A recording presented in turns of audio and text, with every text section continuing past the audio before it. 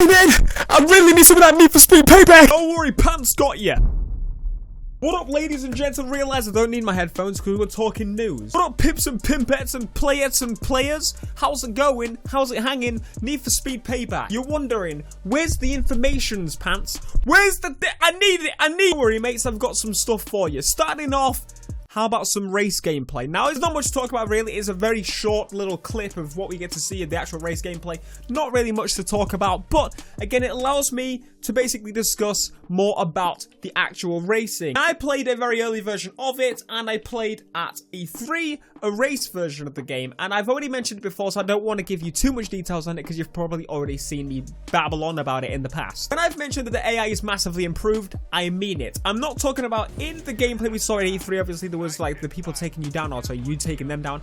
Either way, it works both ways. You can fail, because I did it. But I was specifically talking about the race gameplay. Now, the AI in races has been massively improved. Now, this pretty much goes along with what I was saying before. Like in most games, when you upgrade a car, you have a numerical value that is the class of the car. We have car classes back in Need for Speed. Remember back in Carbon, we actually had car classes. It wasn't really classes as such, but it was loosely there. Pro Street actually had classes as well, from what I believe, but now they've got the classes back, and it's a great way to organize races. So, for example, this race will require you to have X class. Not saying X specifically, I'm just saying X is like some random number, which means every single car in that event is the same level as you, because obviously that's a requirement for the event, which means they're able to match with you performance mods wise very easily, and then slap on a little bit of rubber banding, because that's on every game. It just needs to be. In my opinion, arcade games, that's just how it should be. If you don't want rubber banding, go online. But that makes me say that the next AI in Need for Speed, race AI, is the best there has been, in my opinion, in the longest time. Now, there was a few things on the PlayStation stream that were missed. Some spicy information that I'm pretty sure you guys are going to love to hear. Now, let me just roll this clip. No, but we've got more parts. We've got, body kits that you can mix and match. We've got new performance upgrades that, really force you to make some choices about, how you want to kit out your ride for particular races and particular missions. And then we made performance tuning more accessible by putting it in the open world. Right? So you're not just, fiddling with sliders in the garage and then, seeing what the difference is in the real world. You're doing it as you can drive in the real world. So really dialing in your ride for what you want to do. Performance tuning has been added to the open world, meaning the sliders and stuff you remember from the last game, which I say have been massively improved. Because we have the specific car classes now, in where we have race, drift, whatever, those sliders are pretty much for fine-tuning easy or hard. Let's say, for example, on race, there's probably a slightly drifty mode, and then a non-drifty mode.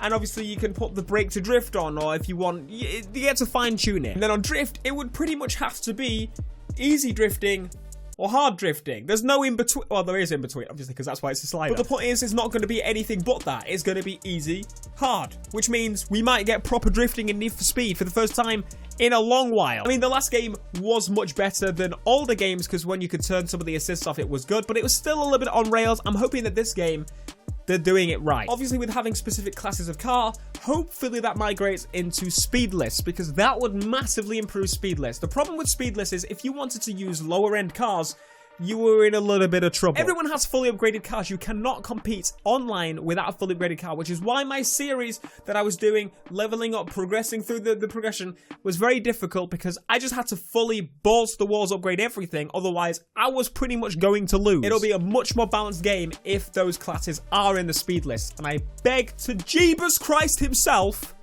Marcus Nilsson, that this is the case. Please, I beg of you. Now, PlayStation did something a little bit naughty as well. They accidentally revealed some vehicles, which I don't think they intended to do. They got sent some B-roll that probably wasn't approved, but we got some information on some more cars. Now, we did speculate there was going to be Audi in the game, because there was a picture and there's Audi, there's an S on the seat, if you remember that from a previous video in the trailer. Here's the Audi. It's an Audi. It's in the game. Audi is back. The Mandem are here. So we've got BMW and Audi. We could literally do a Mandem challenge now. Also, it looks to be a Buick GNX in the background. I think it looks like that. I might be wrong on these. If I am, correct me.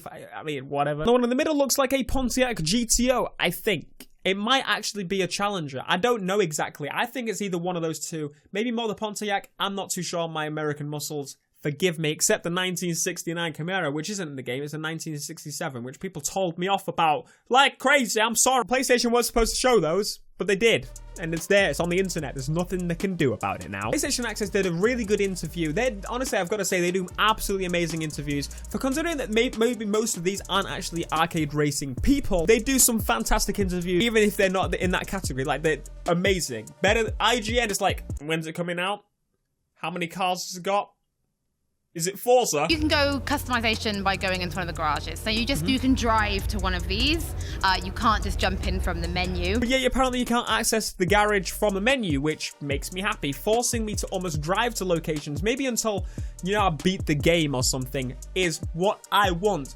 Driving to locations, actually having to explore the world, force me to do that kind of thing. That's why, in my opinion, the limited garage slots was good. I don't have any information on the garage slots. I know the question is going to be asked, but I would assume they're probably going to carry on how they did it in the last game, in where, if you don't remember, there was an update, which basically allowed you to have like 10, 15 cars. I can't remember. You can just go to a dealership. Again, you'll drive around the world and find these. Cool. And he sort of said you'll know when new cars come into stock, and it's kind of all the time. Nothing's for sale from the beginning. Right, but as you'll drive past the dealership, there'll be like a new car on the courtyard, and you'll be like, oh, that looks nice. And he references driving past dealerships and finding a new car there. So is there going to be multiple of the same? Is there going to be different dealerships? But I'm excited dealerships are back again. Having the garage separate from the dealership, again, it's like Most Wanted. You had to get out of the garage, the safe house, drive to buy a new car. Well, friends, I'm about to confirm another thing that someone sent to me on Twitter and say that we've all been blind, honestly. We've all been majorly blind. You have to drive to the upgrade shop. That's right.